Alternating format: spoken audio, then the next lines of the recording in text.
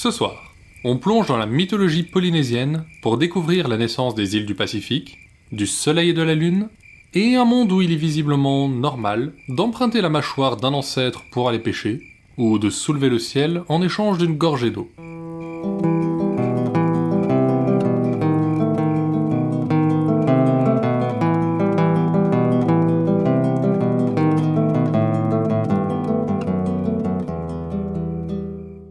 Vous écoutez Contes des Soirs Perdus, l'émission qui vous fait découvrir les contes et mythes que vous ne connaissiez pas encore, et vous replonge dans ceux que vous aviez peut-être oubliés.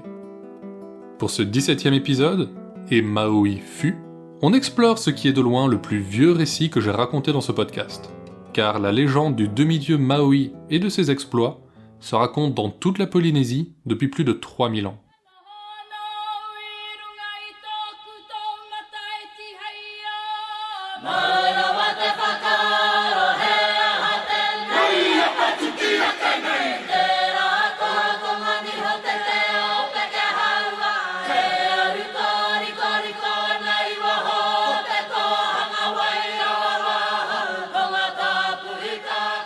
Il y a longtemps, le ciel et la terre étaient amants, et ne laissaient rien les séparer. Les îles du Pacifique n'avaient pas encore de nom, car personne n'était là pour les nommer. C'était le temps avant celui des hommes, le temps des dieux. À cette époque, Kanaloa et Ina vivaient leur amour paisiblement, et bientôt, ils eurent un fils, qu'ils nommèrent Maui. Peu après, ils en eurent un deuxième, puis un troisième, qui reçurent tous les deux le même nom. Si ces trois jeunes garçons étaient fils de Dieu, ils naquirent sans les grands pouvoirs de ces derniers. Personne ne le soupçonnait alors, mais c'était sans doute que tous les prodiges de cette fratrie devaient être rassemblés en un seul Maui, celui à venir.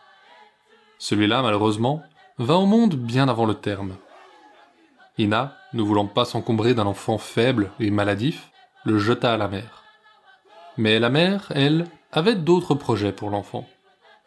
Les vagues le portèrent délicatement, et les méduses l'entourèrent pour le bercer. Bientôt, elles emmenèrent le bébé vers le palais du roi des océans, qui l'accueillit à bras ouverts.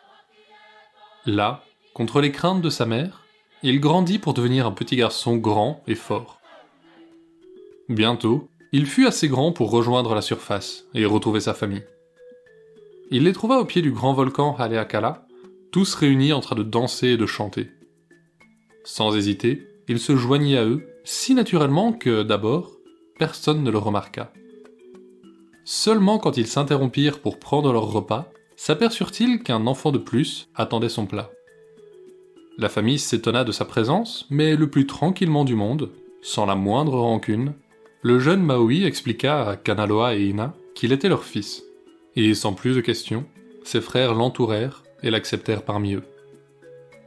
Les années passèrent, et Maui poursuivait sa croissance comme il l'avait commencé, remarquablement. Très tôt, il montra que les enchantements ne seraient pas chose ardue pour lui. Un jour, alors qu'il jouait à cache-cache avec ses frères, il rassembla un tas de branches et se glissa en dessous. Les aînés ne tardèrent pas à remarquer le nouveau fagot et le soulevèrent pour déloger leur frère. Mais personne ne se trouvait là. Maui s'était transformé en minuscule insecte, et jaillit d'un bond du tas de branches en reprenant sa forme pour effrayer les trois autres. Un peu plus tard, un dieu jaloux du foyer de la famille, sous les chutes arc-en-ciel de Kawiki, provoqua une violente éruption. La lave vint boucher le lit de la rivière, et l'eau s'éleva rapidement, menaçant d'inonder le refuge caché derrière la cascade. Mais Maui, entendant les pleurs de sa mère, abandonna ses jeux et se précipita vers sa maison. En arrivant, il vit qu'un énorme bloc de lave avait déjà durci. Il reposait en travers de la rivière, son extrémité contre une petite colline. Il s'élança alors et frappa la roche si fort qu'elle partit dans les airs et retomba sur la colline, l'écrasant si violemment qu'elle ouvrit un nouveau lit à la rivière, qui s'écoula à nouveau normalement. Ainsi, dès son plus jeune âge, Maui laissa entrevoir un avenir plein de promesses. Il était cependant très loin d'exceller dans tous les domaines, et, notablement, était un pêcheur particulièrement médiocre.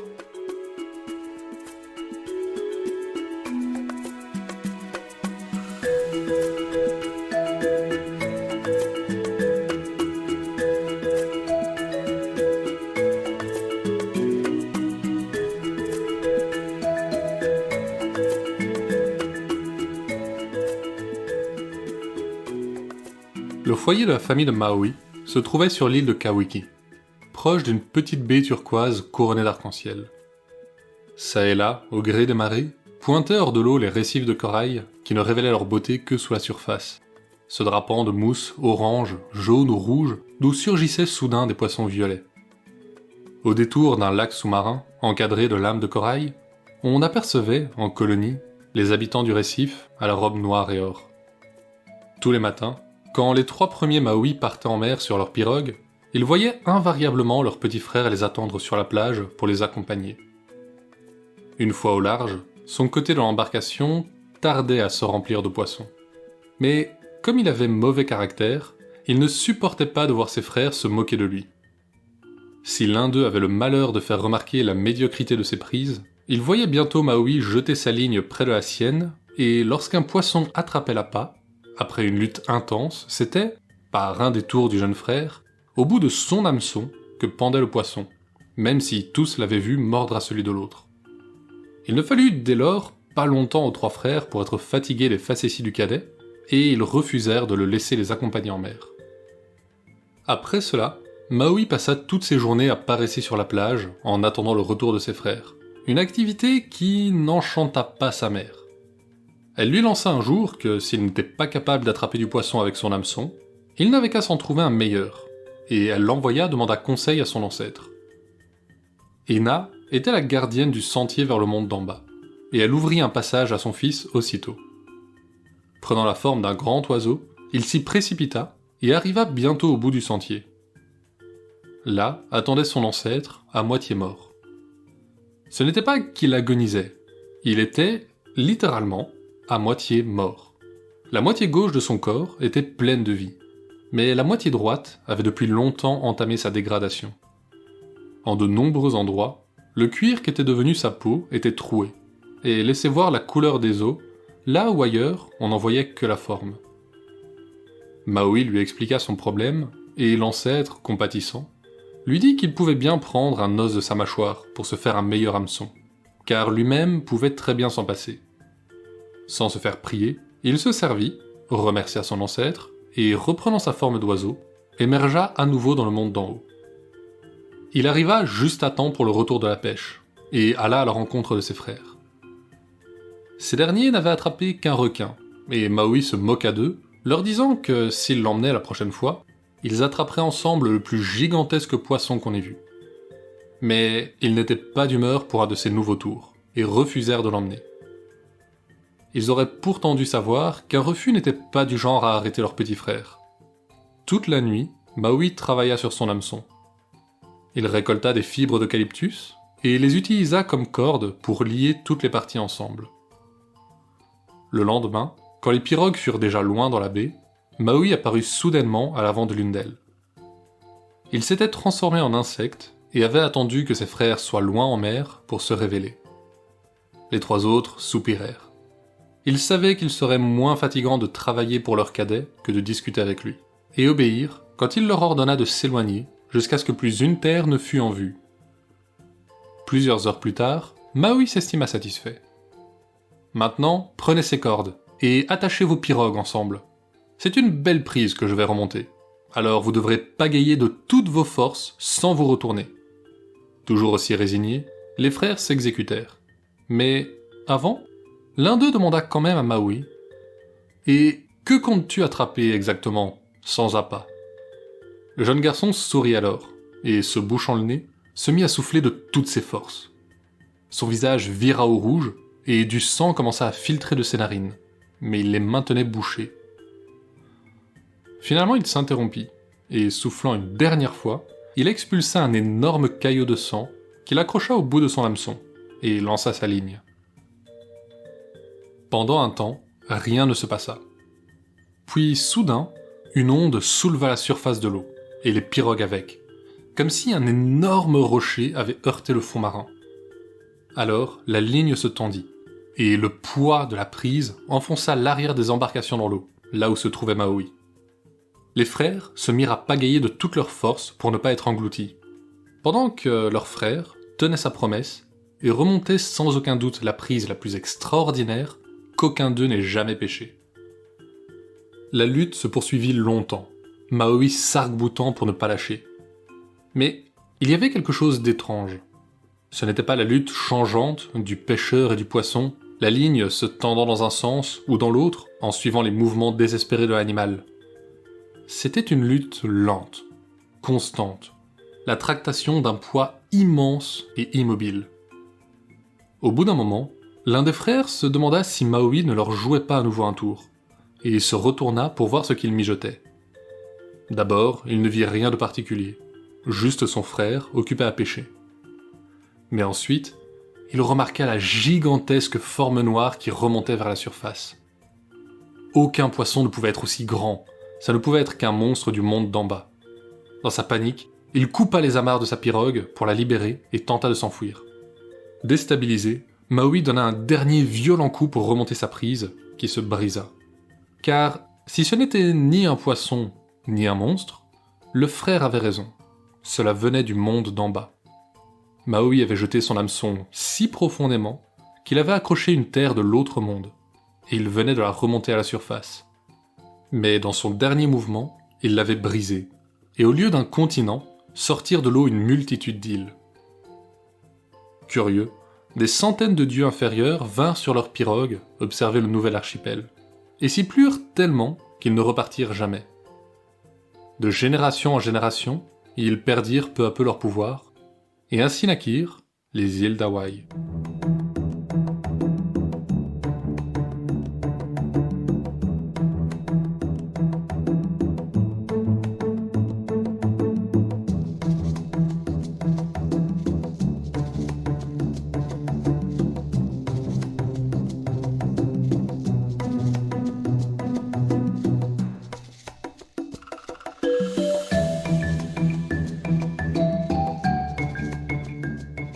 Je vous le disais, au temps de Maui, le ciel et la terre n'étaient pas encore séparés. Quand les plantes avaient commencé à pousser, elles avaient lentement poussé le ciel vers le haut pour se donner de l'espace. C'est d'ailleurs pour ça que leurs feuilles sont plates encore aujourd'hui. Mais les cieux restaient à portée d'arbres koa, et ceux qui peuplaient la terre à cette époque devaient se contenter de cet espace étroit. Or, un jour où il faisait particulièrement chaud, Maui, qui s'était prélassé toute la matinée, interpella une jeune femme qui passait par là, et demanda à boire un peu de l'eau de sa gourde. Cette dernière refusa, rétorquant qu'elle réservait cette eau à ceux qui avaient vraiment travaillé ce jour-là. Ces mots le piquèrent au vif, et se levant d'un bond, il agrippa le ciel à deux mains et le propulsa vers le haut. Il monta alors au sommet d'un koa et sépara le ciel un peu plus de la terre. Finalement, il monta tout en haut du cratère du Haleakala, le point le plus haut de l'île, et poussant de toutes ses forces, dans un rugissement terrible, il lança le ciel si haut que seuls les oiseaux pouvaient encore l'atteindre.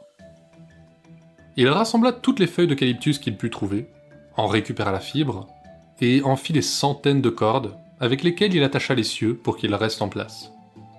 Quand il eut terminé, il redescendit en sueur, le souffle court, et sans dire un mot, tendit la main avec un grand sourire vers la jeune femme, qui le laissa boire à loisir. Mais ailleurs, au même moment, Wakea et Tangaiti, deux dieux descendus du ciel quand Maui avait pêché les îles d'Hawaï, se disputaient un enfant dont chacun clamait qu'il était le sien. Ils se disputèrent si violemment qu'ils finirent par le déchirer, et se retrouvèrent chacun avec une moitié. Dépité, Tangaiti lâcha sa moitié au sol et s'en alla. Wakea, en revanche, ne se laissa pas démonter. Prenant la moitié du corps, elle la façonna en une boule qu'elle lança haut dans le ciel, que Maui venait de soulever. Là, elle se mit à briller et projeta ses rayons partout sur la terre pour la réchauffer. Elle roula jusqu'à l'océan et au monde d'en bas, mais réapparut bientôt et recommença sa course. Tangaiti, voyant cela, fut pris d'une jalousie terrible et retourna chercher la moitié qu'il avait abandonnée. Il lui donna également la forme d'une boule, et la lança dans le ciel. Mais sa moitié, restée longtemps au sol, s'était vidée de son sang. Pâle comme un cadavre, elle luisait à peine et ne réchauffait pas la terre. Pire, comme le soleil était plein d'énergie, il traversait le ciel à toute allure, et ses puissants rayons brûlaient la terre. La lune, elle, affaiblie, mettait une éternité à effectuer la même course. Pour cette raison, Les jours étaient très brefs et les nuits interminables. Pour les hommes, la vie était impossible. Les jours étaient trop courts pour que les fruits mûrissent, et quand le soleil arrivait, il brûlait les jeunes pousses. Bientôt, ils seraient condamnés à mourir de faim. Un jour que Maui rendait visite à sa mère, il l'entendit se plaindre. C'était elle qui tissait les kapas, ces pagnes traditionnelles de la Polynésie, pour tous les habitants de l'île. Pour ce faire, elle broyait des feuilles pour en extraire les fibres qu'elle tissait. Mais avec ces jours si courts, la pâte n'avait pas le temps de sécher. Le jeune homme s'offusqua de voir que le soleil avait si peu de sollicitude pour les hommes, et décida d'aller lui donner une leçon. Sa mère lui confia que sa grand-mère préparait des bananes pour le soleil, mais elle ne savait pas exactement où. Maui ne voyait qu'une solution. Il monta au sommet du mont Yao, qui était au centre de tout, et pendant plusieurs jours, il observa la course du soleil. Il remarqua qu'il passait chaque matin très près du cratère du Haleakala, et semblait s'y attarder un instant. Quand le soleil fut sur le point de plonger dans l'océan, il se précipita vers le volcan, et vit dans l'obscurité brûler un feu. Une vieille femme y faisait cuire des bananes tranquillement. Profitant de ses pouvoirs de transformation, Maui s'élança aussitôt que la vieille eut le dos tourné, et déroba toutes les bananes. Il était à peine de retour à sa cachette qu'il entendit crier « Qui donc ose me voler ? Qui es-tu ? Et à qui appartiens-tu » Voyant que sa cachette n'était pas aussi bonne qu'il l'avait pensé, Maui se releva et lança « C'est moi qui ai pris tes bananes, Maui, et j'appartiens à Ina, ta fille. » Il expliqua à la vieille femme pourquoi il voulait se venger du soleil, et elle acquiesça. Elle lui remit une très vieille hache de pierre et plusieurs cordes. « Va te cacher sous ce willy-willy. Quand tu verras arriver la première jambe du soleil, brise-la avec ceci, et continue jusqu'à ce que tu tombes à court de cordes. » Maui remercia son aïeul et alla se cacher. La nuit lui parut encore plus longue que d'habitude, mais finalement, le soleil arriva. Accrochant la hache à la première corde, il la fit tourner autour de sa tête et la projeta avec tant de force que la jambe du soleil se brisa en 1000 morceaux. Récupérant la hache, il fit de même avec la deuxième, puis la troisième. Quand arriva la 16e et dernière jambe, le soleil apparut. La dernière vola en éclats comme les autres, et quand l'astre descendit pour son repas, Maui lança son hameçon, l'attrapa et l'attira jusqu'à lui. « Tu es mon prisonnier maintenant. J'ai déjà brisé tes jambes, et je pourrais te briser également. Mais aucun de nous ne veut ça, pas vrai ? Alors, je vais te libérer. Et toi, tu vas ralentir ta course, pour que les jours durent autant que les nuits. Sans tes jambes, tu ne brûleras plus la terre comme tu le faisais, et les hommes vivront enfin en paix. » Et ainsi, après avoir séparé le ciel et la terre, Maui rythma les jours et les nuits des hommes. Parfois, le soleil reprend un rythme un peu trop rapide, ou ralentit trop l'allure. Mais un coup de hameçon lui rappelle bientôt à quel rythme il doit avancer.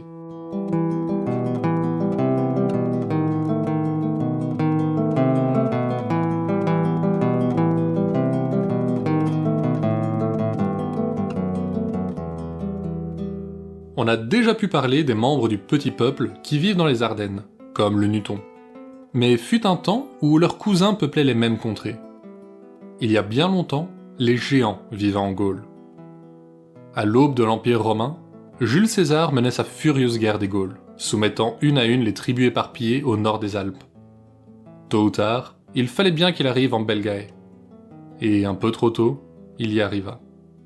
Les guerriers celtes firent front, mais trop peu nombreux, les Romains s'imposèrent bientôt. Les survivants furent faits prisonniers, mais un guerrier de la tribu des Trévires refusa de subir ce sort. C'était un géant, et il savait que seul le Colisée l'attendait. Il prit la fuite, mais un centurion se lança à sa poursuite avec quelques cavaliers. Pendant plusieurs jours, il réussit à leur échapper, mais finalement, ils l'acculèrent au rocher des Gattes, au-dessus d'un méandre de la Semois. Préférant la mort au sort qui l'attendait, il se jeta dans le gouffre. Un fermier des environs le trouva le lendemain et l'enterra. La Gaule tout entière devint province romaine, mais on n'oublia pas le guerrier Trévire. Et encore aujourd'hui, la colline qui se niche dans ce méandre se nomme le tombeau du géant.